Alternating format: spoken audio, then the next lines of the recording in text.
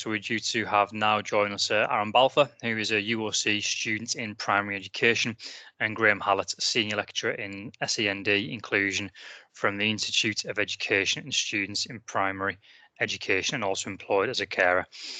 Arran's interested in the fields of social justice, equality, disability studies, intersectionality and education.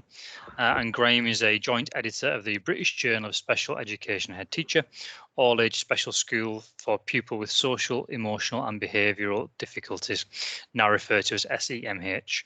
Graham has been a senior lecturer in SEND inclusion at UOC since 2004 and is committed to the removal of barriers to inclusion through an intersectional approach. Graham is an ally to the UOC Staff LGBTQ+ network and a member of the New Staff Disability and Neurodivergent Network. And I'll hand over to Arran and Graham now. Thank you. Good morning.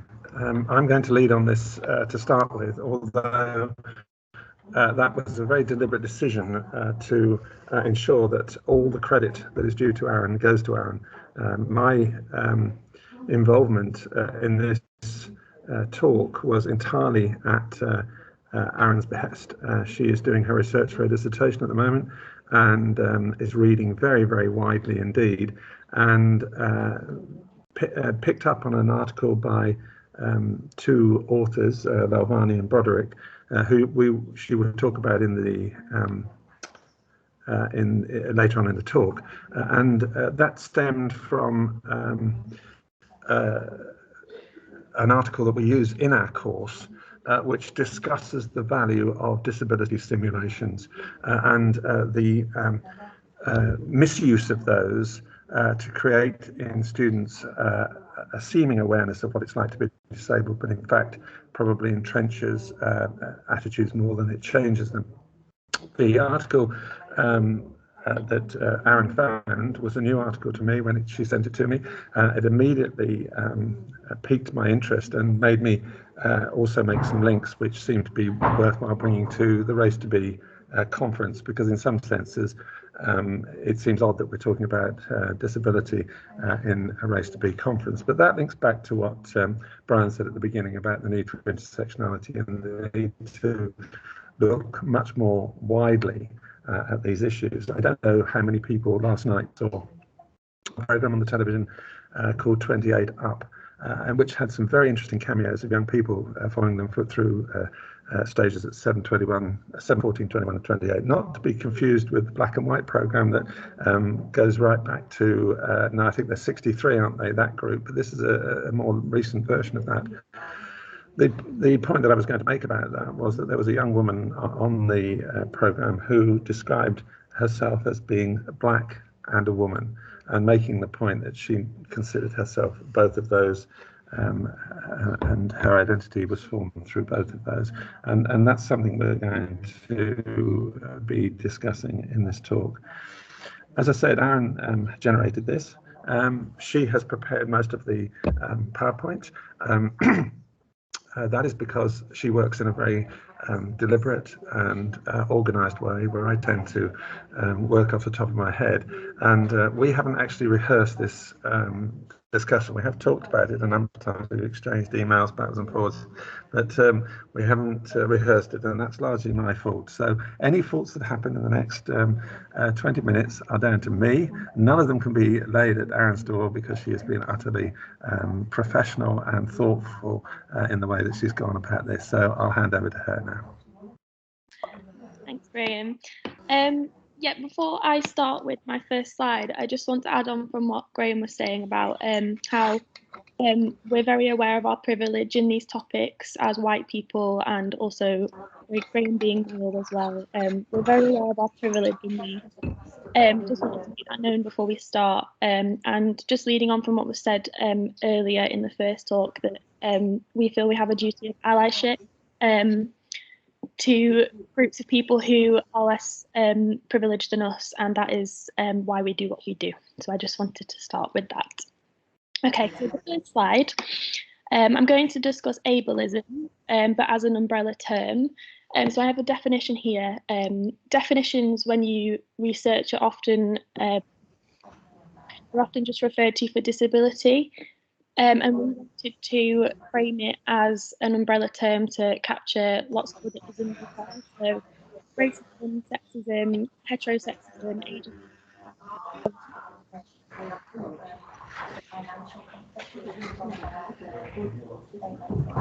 Aaron, we've lost your mic. Can you hear me? Yeah, I can now again. Can you just mute yours, because I can hear lots of background noise. Thanks. Sorry about that. So this definition on the screen that you can see, I recently read in a book that I read, and I just thought it really captured the essence of ableism as we are referring to. So in its simplest form, ableism is the process of favouring, fetishizing and building the world around a mostly imagined, idealised body, whilst discriminating against those bodies perceived to move, see, hear, process, operate, look or need differently from that vision. So within this concept of ableism is perceived ability-based deficits. So the perception that certain people have different abilities, and these are entrenched into society through historic power structures that see particular identities as inferior, less human and less valuable. We feel that it's so embedded in society that it's often not recognised, and if it's not even recognised by most people, how can we even begin to dismantle it? And what I just want to say is, how does racism come into ableism? So if racism is the belief that races have distinct or lack of certain abilities and characteristics, and this makes them inferior, then this is the basis of ableism. And in this sense, racism can be seen as derived from the ableist assumption about the normative, idealised white body. And I feel like this comes into what has also been mentioned earlier today about how often non-white people are expected to conform to white ideals, and they feel that they have to hide their culture just to be accepted in society.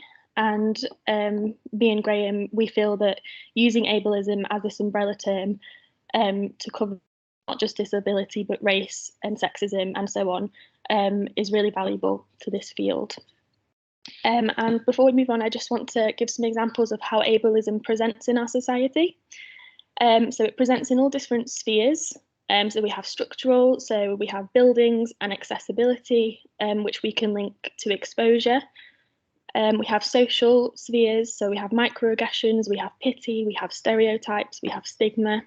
And then also institutional, we have government policy, we have education, we have the media, which falls through beauty expectations and all sorts of stuff like that. I'm going to go to the next slide. And you'll be pleased to hear that this is the bit that I'm going to do, but only the only bit, so you haven't got to put up with me for long. The article that Aaron is going to talk about in the next slides referred back to a seminal piece of writing from 1991. And on the next slide, you'll see some a grid table that might now seem somewhat outmoded, but it's absolutely relevant to what we're going on to talk about.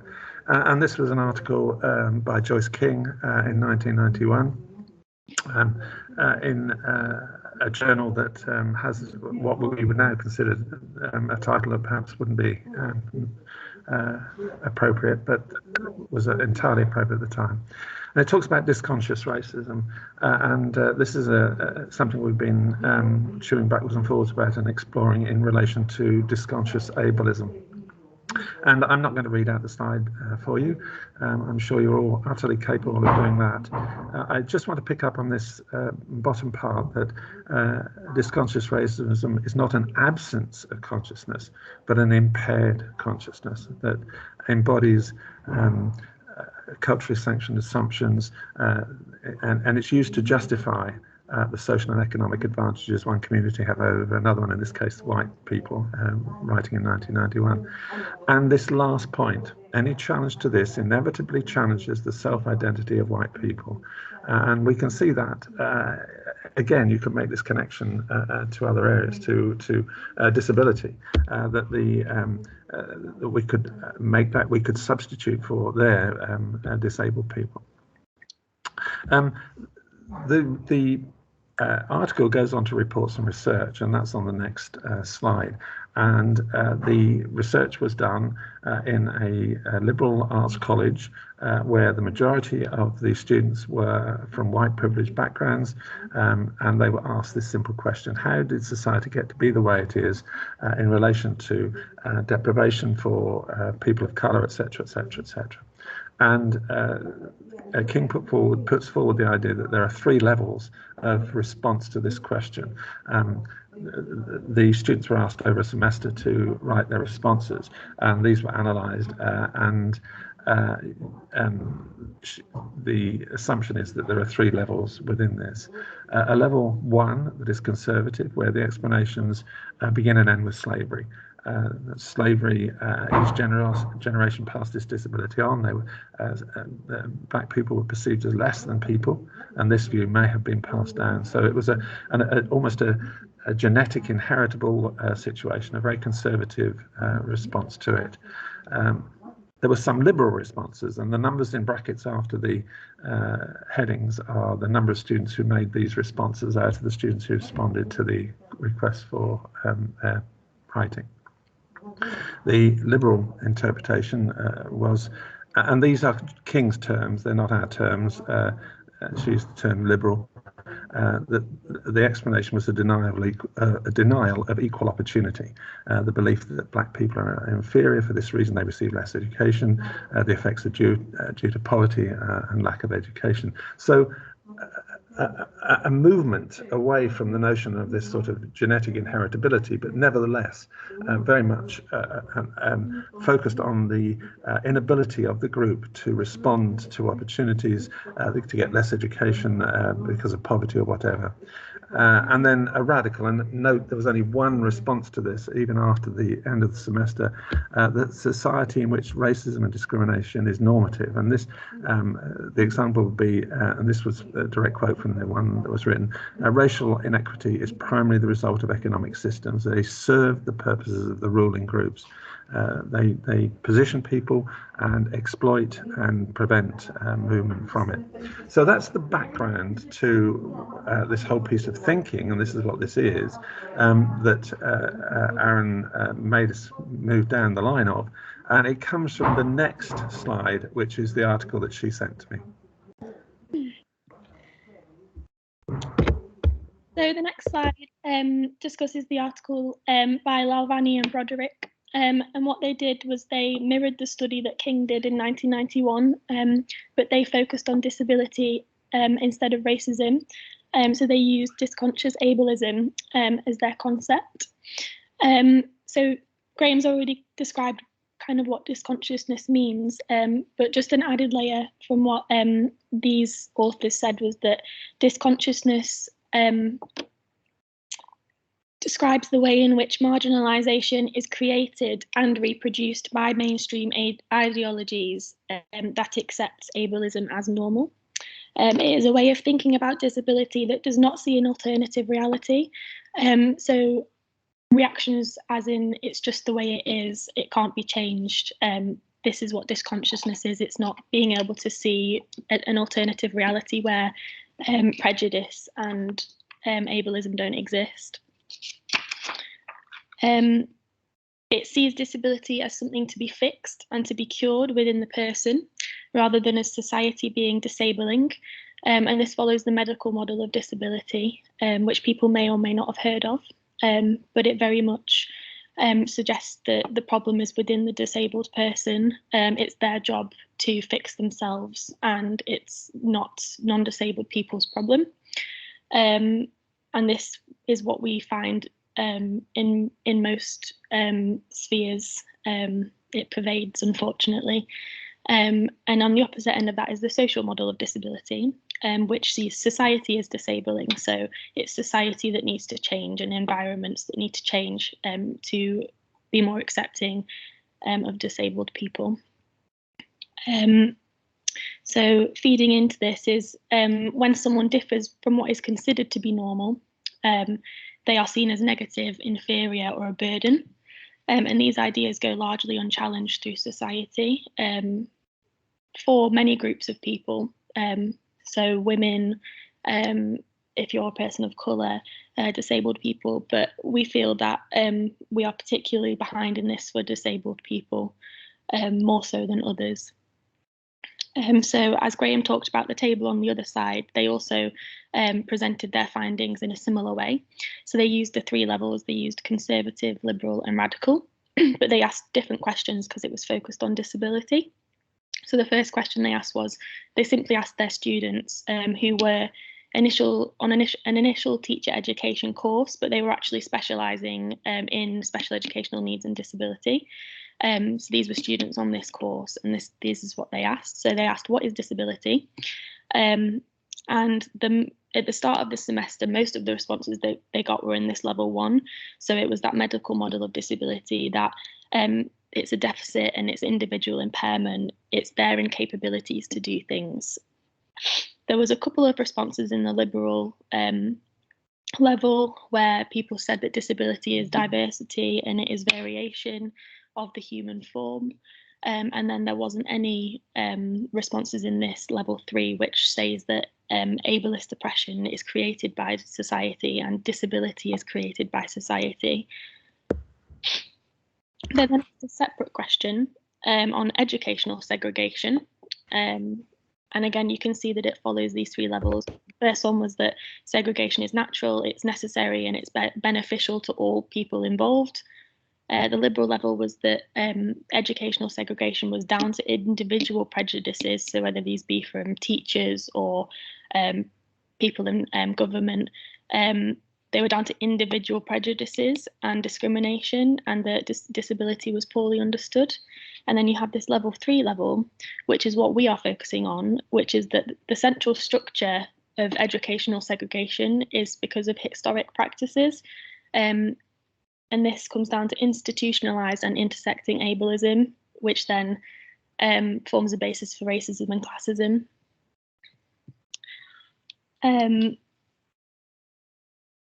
So what we're focusing on is this level 3, where it's the oppressive practices that are seen as normal and unchallenged, and that is what contributes to disconsciousness.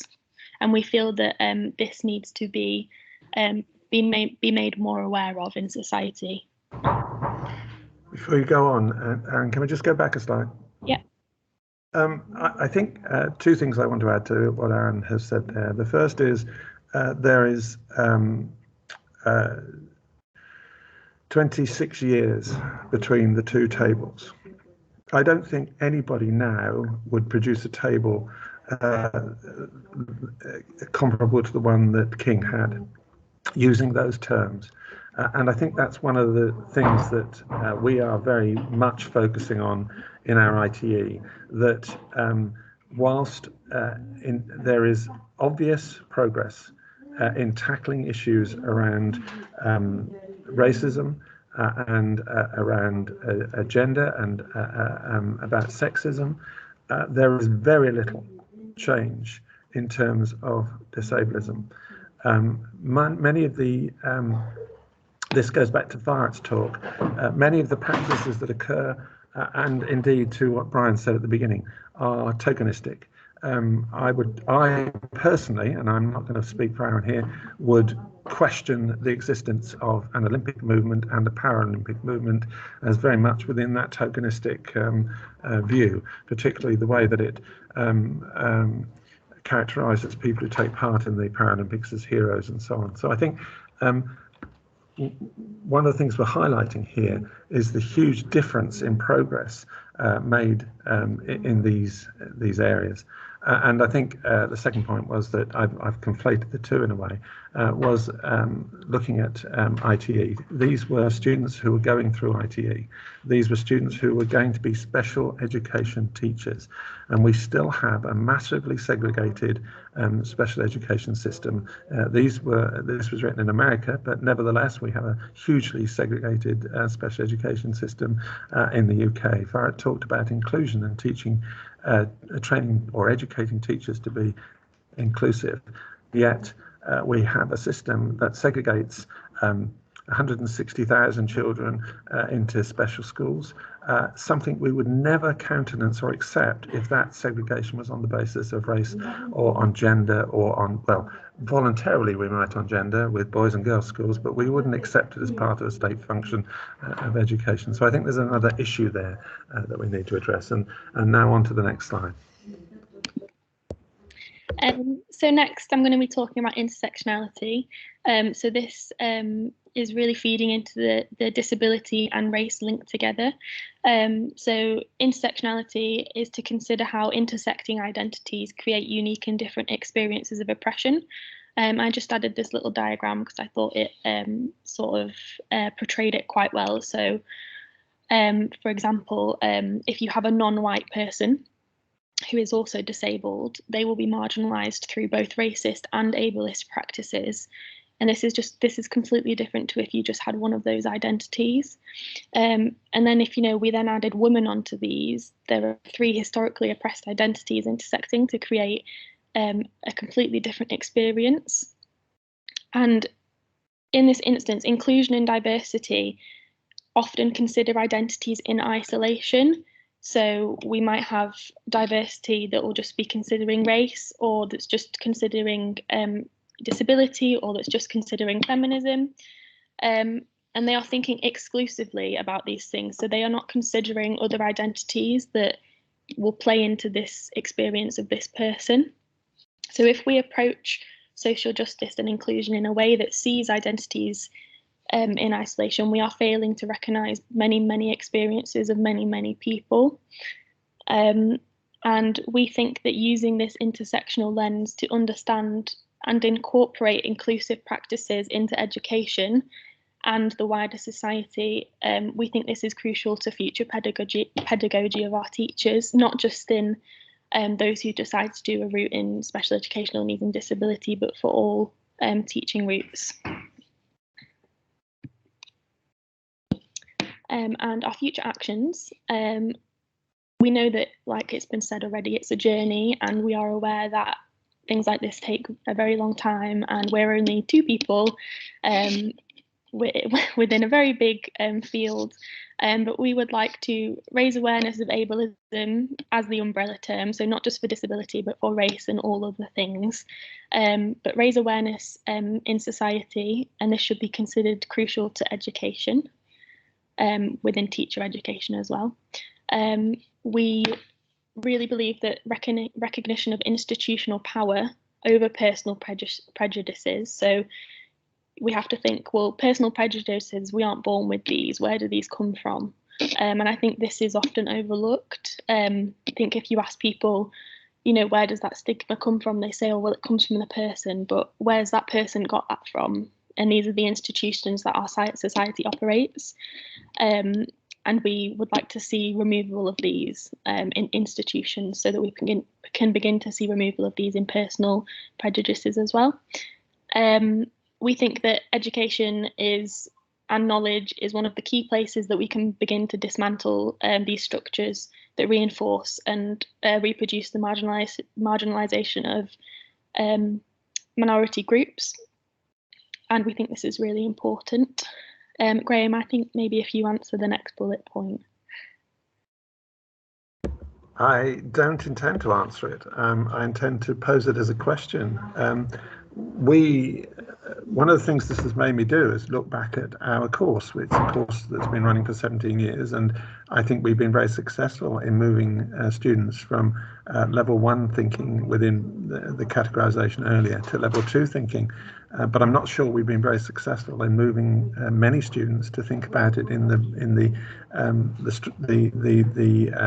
radical way that is prefaced in those tables. And so we asked the question: how might we do this? How might we do this in initial teacher education to encourage students to think beyond tokenistic? Now, Farrett's initiative clearly did that, but we shouldn't be doing it just as again Farrett said about inclusive education and inclusive teaching. We shouldn't just be doing it as add-ons, adjuncts. It should permeate everything we do in all of our teaching to ensure that there is a questioning part of the newly qualified teacher's mind that says, what is going on? What are the structures here? How can we change those structures? Not just how can we change the curriculum, how can we change those structures? So it's a big aim, but we ask the question without an answer. And we would like to replicate the Lalvani and Broderick work within our institution, just to see how many of our students at the end of their courses come out with a view of ableism and discriminatory practices that goes beyond that liberal view and begins to look at a radical one. So we would invite the audience to give us answers to those questions rather than providing them ourselves.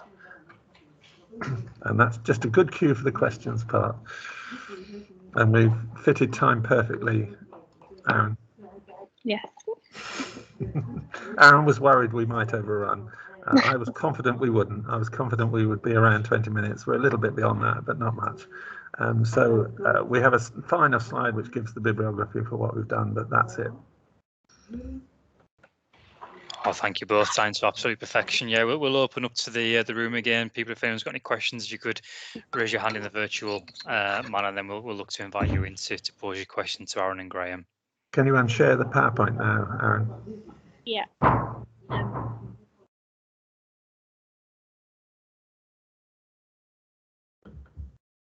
I'm glad it was your picture that came up, not mine. You're big on my screen. Oh, bad luck. I think just with questions, I know it can be quite hard because I feel like it's quite a like an override of information. I know that it took me a long time to digest it all. So I understand if people don't have questions right away.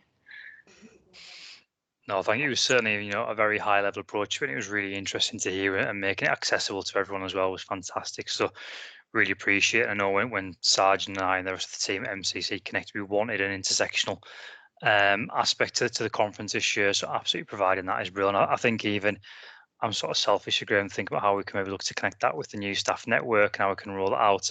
I know there's colleagues within that space who absolutely want to ensure there's an intersectional approach to that sort of day-to-day work that the staff network's doing as well. So yeah, I might cheekily come back and ask Arran and Graham if we could borrow that slide shortly. So you might want to have a little visit to the network, or we might even send in this recording to have a look at it in a little bit more detail, because I think it would be absolutely beneficial internally. And I'm sure that, there's plenty of colleagues externally who are probably thinking the same thing as well about sharing it with their teams and colleagues, which is brilliant. I'm sure Arran is entirely available for conversations in any arena that anybody invites her to.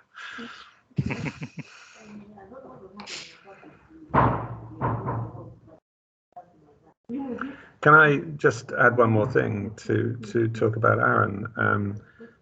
It was mentioned in her biography, but I think one of the major experiences for Arran during the course, other than obviously listening to high-class lecturers like what I am, is that she has worked for 3 years as a respite carer for a young man who lives alone. He's 22 or 3 now, Arran? 24, has cerebral palsy, and every year some of our students have not been selected but have come forward to work with him whilst they're at university. And Arran has now been doing it this is your 3rd year of doing it, I think, is it, Arran? No, less than that, is it? No, it's only been a year and a couple of months. Is it? You were a late recruit, but I think it's been an astonishing experience for you, and probably has done as much as anything we could have done in the course, that experience of working with somebody. He's an absolutely delightful young man. I had the pleasure of meeting him on a train on the way to Grange-over-Sands, because he has a love of trains and enjoys riding the trains backwards and forwards. And another carer, not Arran, but another one of our students was with him on that day. And the depressing thing about that was how marginalised he was on this train full of people. There were comments about him because he was very ebullient in his responses to what he was seeing. It was interesting to sit on the same train and watch the interaction between the carer and the young man, and the way that other people were reacting to them. And it illustrated just how far we have to go in terms of acceptance of people with disability in the wider community. I sounded a bit preachy, I know, but just wanted to pull that out. No, that's grand. So did I see your hand pop up for a question just then, or did I make that up? I just wanted to ask, do you feel that the students would actually be honest enough about their experience without concern that it might impact on their results if they're too honest? Mm-hmm. You raised the question about all research with students.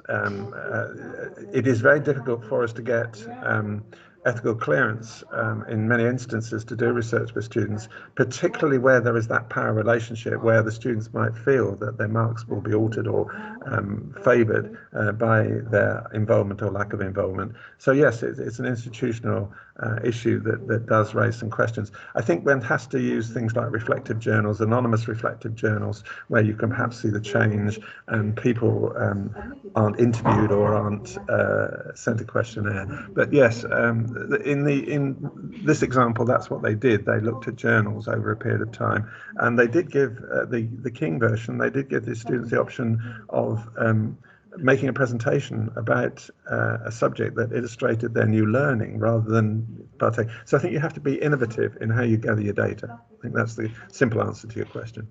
Yes, ethical issues are a problem. Thank you.